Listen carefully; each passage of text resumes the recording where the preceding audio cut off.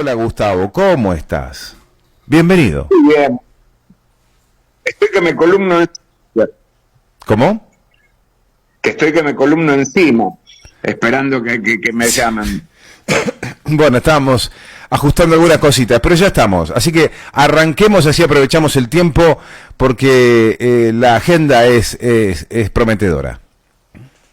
Sí. Sobre todo porque ya se empiezan a ver las consecuencias de las contradicciones destructivas que tiene este gobierno, ¿no? El Fondo Monetario Internacional estuvo la semana pasada y dio su visto bueno para la octava revisión, ya que se hace desde el acuerdo, o sea, hubo algunas con 7 anteriores con el gobierno de Fernández y ahora vino a ser la correspondiente a este trimestre, para habilitarnos un desembolso de $800 millones para el país, dicen, pero en realidad va a ser para la fuga, si está Caputo como ministro de Economía. Y esta aprobación viene con una recomendación. Vamos a tener que hacer esfuerzos, seguir haciendo esfuerzos para que el horizonte de equidad en la consolidación fiscal sea un día a día, algo cotidiano. El equilibrio fiscal de Javier Milei tiene que profundizarse y tenemos que seguir haciendo esfuerzos, más todavía. En estos meses que estuvo Milei en La Libertad Avanza, los esfuerzos que hemos hecho gran parte de los argentinos son enormes. Y ya se empiezan a ver las consecuencias de esto que el Fondo Monetario Internacional está felicitando. Por ejemplo, en marzo tuvimos la mayor caída de empleo privado registrado desde el mismo mes del año 2002. Es decir, todo este periplo que hemos tenido desde la asunción de Néstor Kirchner, con crecimiento, con creación del empleo, y no nos vayamos tan lejos, cuando asumió Milei, el desempleo era el más bajo de los últimos 30 años. Y ahora ya estamos empezando a ver que los números son iguales que del 2002. Después los gobiernos neoliberales prometen un mejor futuro. Uno lo escucha a Larreta, que no se han creado empleo en los últimos 200 años y todo ese tipo de cosas, cuando es mentira. Los gobiernos neoliberales son los que producen mayor desempleo para abaratar el salario. Es decir, recordemos que ayer Javier Milei inauguró un busto de Carlos Menem en la entrada de la Casa Rosada. Desplazó al de Néstor Kirchner y puso al de Carlos Menem. En el gobierno de Carlos Menem teníamos un 20% de desempleo. Es decir, eso es lo que añoran los neoliberales, por más que se disfracen de liberturros, que es destruir el empleo para abaratar el salario. Esa frase que circulaba tanto en los 90, que era, bueno, si este trabajo no te gusta, andate porque hay una cola enorme siguiéndote a vos o esperando tu puesto. Es lo que está pasando ya van 4 meses consecutivos de caída neta del empleo. Y estos son un informe de la encuesta de indicadores laborales que elabora la cartera de trabajo, es decir, la Secretaría de Trabajo. El oficialismo está dando estos números que son terribles. Por supuesto que a la cabeza del deterioro laboral está la industria de la construcción. Eso de frenar la obra pública es como uno presuponía que al frenar la obra pública iba a caer el empleo de los encargados de hacer las obras públicas, pero además todo lo subsidiario, lo que rodea la obra pública y todo lo que rodea que un montón de gente se quede sin trabajo en distintos tipos de comercio o de áreas de la economía. El desempleo en un determinado sector genera una caída en todo lo que rodea a ese sector. Por lo tanto, le agradecemos al Fondo Monetario Internacional que le dé el espaldarazo al gobierno para que siga rompiendo todo, siempre a la espera de una reacción de la población afectada y de que aquellos que votaron encantado a este gobierno que venía con la motosierra empiecen a reaccionar para decir, che, vamos a reaccionar de que la motosierra me empiece a cercenar a mí. y que ya creo que debe estar pasando. Exactamente. Bueno, además, con esta recomendación del Fondo Monetario Internacional de seguir apretando, o sea, de seguir ajustando, el gobierno nacional de Javier Milei toma la decisión no de mejorar aquellos sectores más vulnerables, sino allanar directamente las oficinas de las organizaciones sociales. Hizo 27 allanamientos contra locales del Polo Obrero, movimientos Barrios de Pie, organizaciones en lucha, porque se les ocurrió pensar que había muchísima gente extorsionada para asistir a las marchas y protestas. Ya justamente hoy uno de los organizadores de estos movimientos denunció que entraban a las oficinas, se llevaban todos los equipos así que tengan que ver con informática, con control, fichas, carpetas, qué sé yo cuánto, habían habilitado una línea telefónica para denunciar a aquellos que sean apretados para ir a las marchas, y tuvieron unos 924 denuncias, de las cuales se confirmaron apenas 20. Y estas 20 denuncias, que no se confirmaron tampoco, sino que simplemente las personas asistieron a decir que sí, que las habían apretado y que no se sabe de dónde venían. Y nada más que eso. El juez Casanelo, que es el que lleva la causa de esta denuncia, dijo que no había elementos para hacer los allanamientos, pero la Cámara Federal porteña dijo que sí, que los hagan. Total, no hay problema. La sala 1 de la Cámara Correccional y Criminal Federal de la Ciudad de Buenos Aires. Genial, porque en lugar de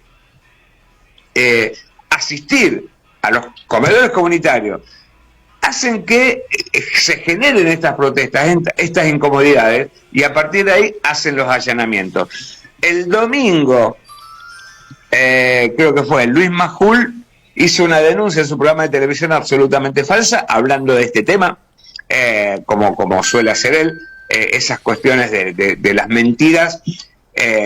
Vieron que hablan de la posverdad. Bueno, posverdad es un nombre elegante para ponerle a la mentira flagrante. Luis Majul hizo como con un cuadrito que se ve que se lo armó Petovelo, donde decía cuánta plata se iba y cuántos recibían realmente la ayuda social que el gobierno daba, lo cual era todo mentira porque no hubo ninguna denuncia más que estas 20 que se presentaron con respecto a las movilizaciones de las organizaciones sociales. Bueno, pero hay más deterioro para este boletín, porque el viernes, en horas de la mañana, hubo un choque de dos formaciones del ferrocarril San Martín, uno con pasajeros y el otro de carga pero vacío. A la altura de Palermo. Exactamente, a la altura de Palermo. Y el problema fue por señalización, por el sistema de señalización automático o regulado por personas, manejado por personas que tiene el ferrocarril, no pudieron accionarse por robo de cables. Algo que suele pasar cuando no tenemos el cableado antirrobo, porque hay un sistema de cableado antirrobo que es el más seguro, que no se puede meter cualquiera a robar los cables, sino que es algo que va. Y sin embargo ocurrió, y a pesar de que el oficialismo dijo, bueno, esto es un problema que viene del gobierno anterior, que nunca se ha invertido, hay que dejar que la justicia investigue, declararon la emergencia ferroviaria ayer, no el mismo viernes, sino ayer, 3 días después, pero no hicieron nada más. A ver, este es un gobierno que cree, como está detrás o por delante de las fuerzas del cielo, creen que con la palabra, con decir emergencia, ya está. Porque no invirtieron un mango, no tomaron ninguna medida para mejorar aquello que supuestamente hizo que el señalamiento funcione mal. Pero desde el gobierno dijeron que hubo un error humano, pero apareció una nota fechada una semana antes del accidente, el 3 de mayo, por el presidente de Trenes Argentinos, Luis Adrián Luque, que alertó a sus superiores sobre la situación de la empresa y que requería fondos para garantizar el funcionamiento de los servicios. A ver, un accidente puede ser una eventualidad, algo que ocurra, pero cuando alguien hace todo lo posible para que ese accidente ocurra, hay algo detrás. Detrás de todo esto está el desmantelamiento de los ferrocarriles manejados desde la esfera del Estado para privatizarlos, como si la privatización de los 90 hubiera servido para algo. Los trenes empezaron a funcionar bien cuando se empezó a trabajar en la recuperación de los trenes en manos del Estado. Lo mismo ocurrió con YPF, lo mismo con Aerolínea Argentina. Lo que pasa es que hay una demonización construida desde los medios de la comunicación y de los sectores políticos obedientes que plantean que el Estado no sirve, y esto es lo que está pasando. Esa idea de que el Estado no sirve ha calado hondo en gran parte de la población, y por eso aparece un tipo como Milei, en donde el Estado se retira absolutamente de todo. El ministro del Interior, Guillermo Franco, hipócrita, cínico, ignorante como es, dijo sobre el accidente que es un símbolo de lo que pasa en la estructura argentina cuando está muy caída. Hay una falta de políticas públicas permanente en el país, dijo, relacionada con nuestro origen cambiante, sanguíneo y peleador. No somos capaces de implementar políticas que... Perdón, los que cortaron el presupuesto fueron estos que asumieron, porque en lo que va del año,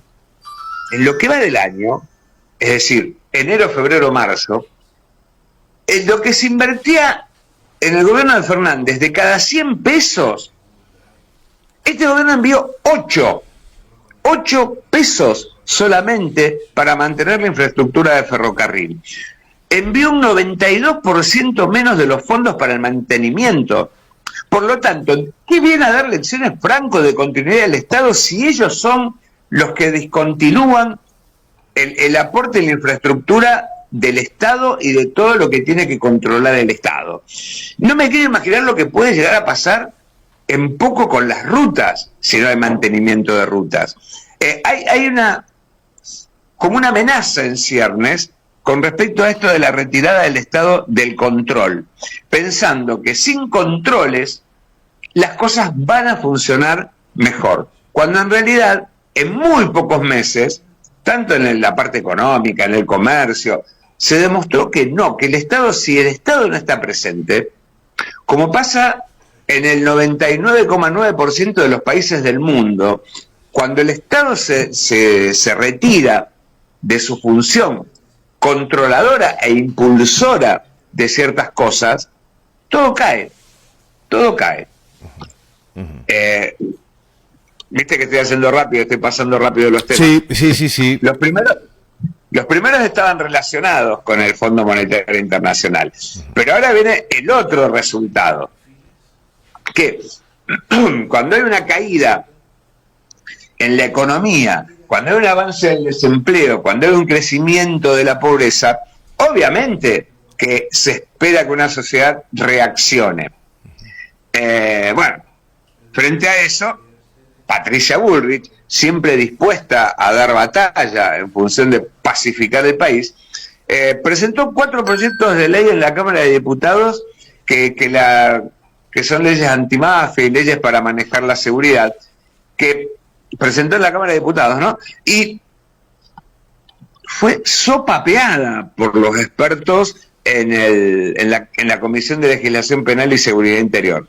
La mayoría de los asistentes que fueron expertos en seguridad, abogados, legistas, destrozaron la llamada ley antimafias, porque en realidad la ley antimafias, que está inspirada en la ley RICO estadounidense, digamos, Patricia Bullrich, que es así muy internacionalista, para no decir cipaya, se inspiró en la ley RICO y en una ley italiana enfocada a las mafias, ¿no?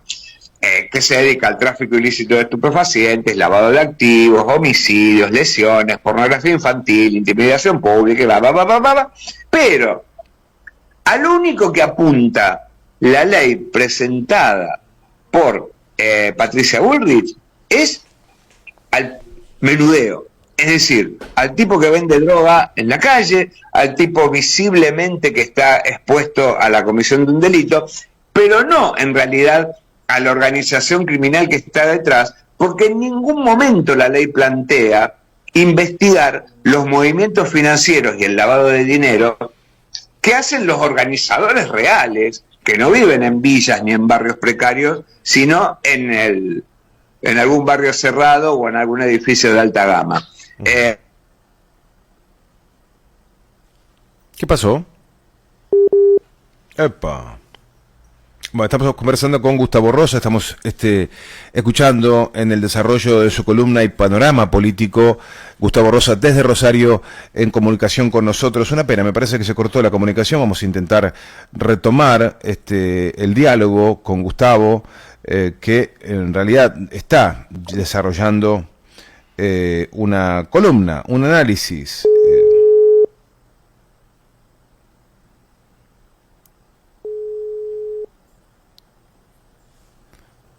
A ver si logramos encontrarlo, y si no intentaremos nuevamente. Estamos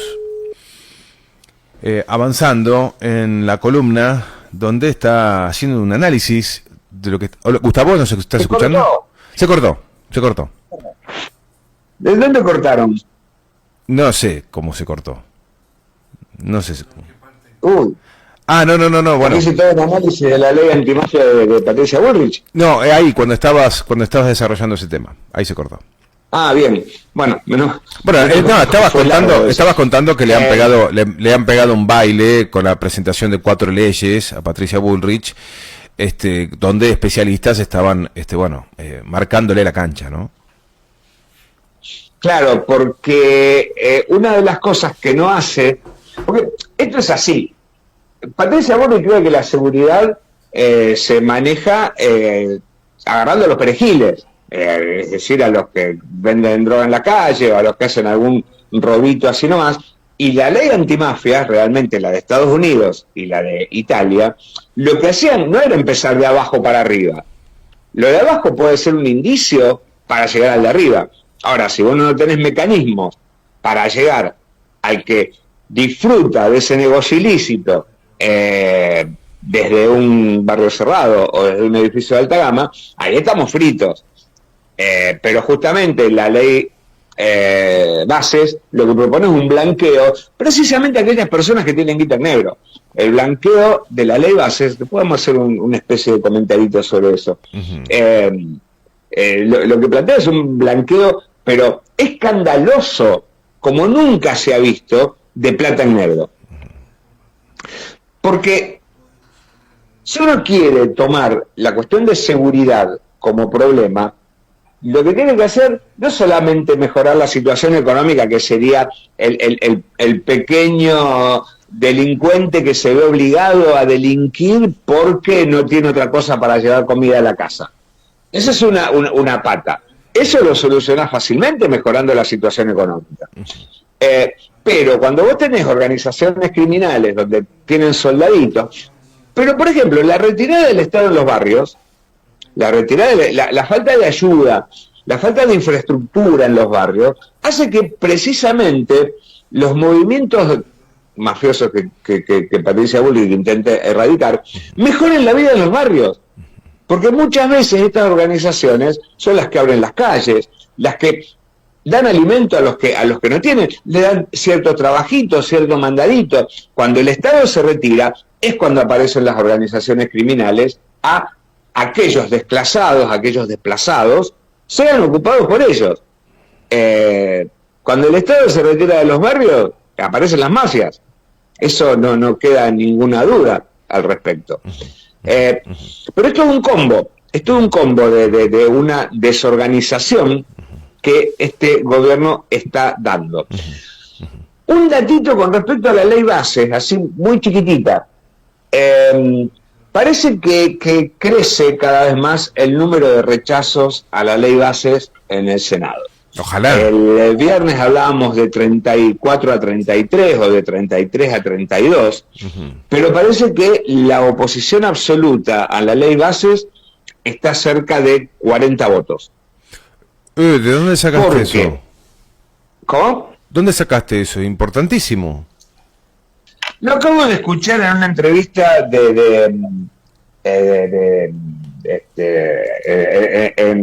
¿cómo se llama?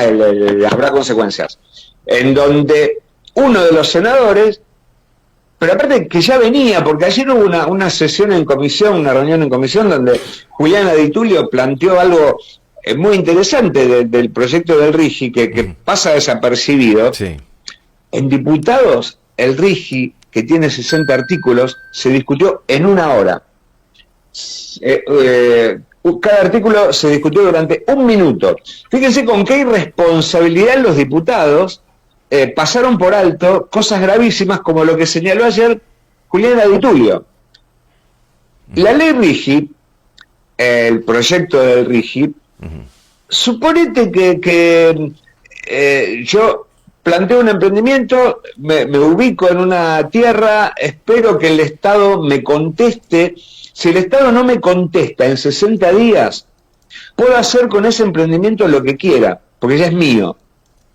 Lo que era al revés, es decir, que vos, si no te contestaban era una negativa, ahora si no te contestan, es una respuesta positiva para seguir adelante con lo que vos querías hacer en un determinado terreno del Estado.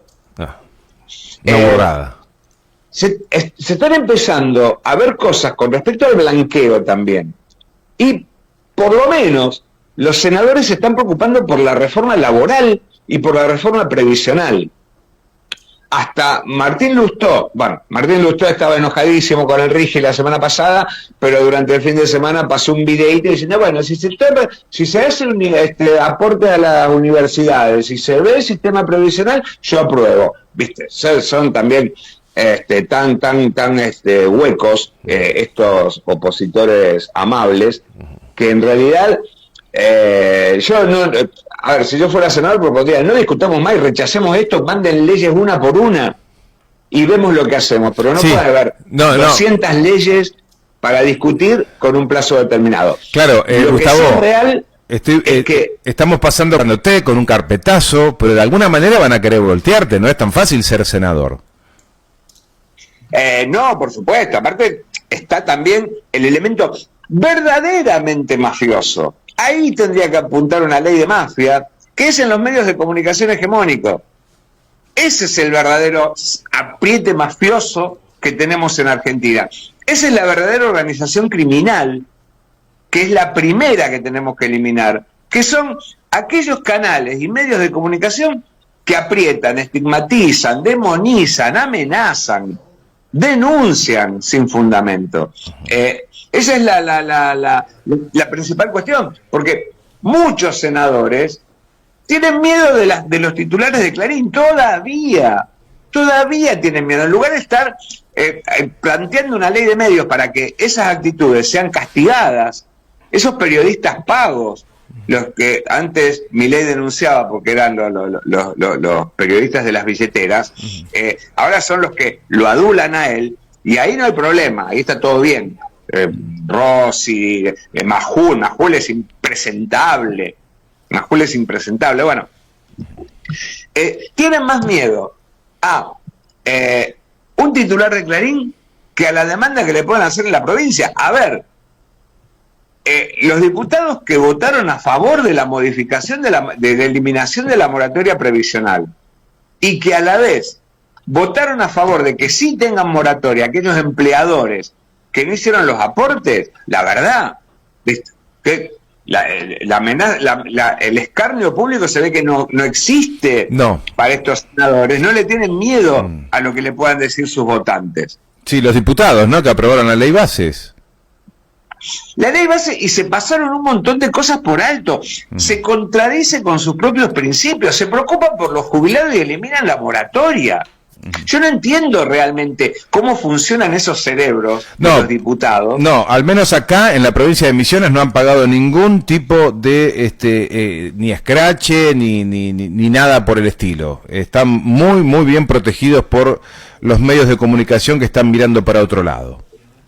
Claro, pero a veces también la propia gente, las personas que, Porque aparte, la moratoria, a ver, la eliminación de la moratoria significa que una persona que tiene 29 años de aporte y 11 meses, es decir, que está a un mes de tener los 30 años de aporte, no puede jubilarse. Va a recibir una pensión que es del 70% del haber mínimo. Por un mes. No, tremendo. Imaginemos, bueno, es terrible porque aparte, en muchos casos, porque si estuviéramos en un país fantástico, donde todos tenemos empleo registrado, donde todos tenemos los aportes, donde todos vivimos bien, es fantástico. Que aquel que se hizo el pillo y que trató de no pagar de 2 meses de aporte, bueno, que pague las consecuencias de su pillaje. Totalmente. O de su picardía. Pero acá estamos con estafadores, que son muchos empleadores, que se quedan, que roban lo que le corresponde a un trabajador para no hacer el aporte. En muchos casos, trabajo no registrado. Que es la consecuencia de eso. Muchas amas de casa que todavía quedan, porque estamos hablando de personas que se jubilan y que a lo mejor hace 30 años que empezaron a criar hijos, que cuidaron el hogar, que no tuvieron trabajo por fuera. Y después está la cuestión esta de que en la ley bases no hay incompatibilidad entre una jubilación y una pensión. A ver, había muchas mujeres generalmente que tenían una jubilación personal y la pensión por el fallecimiento del marido, ya no puede tener las dos. Ya no puede tener las dos. En los 90 pasó lo mismo.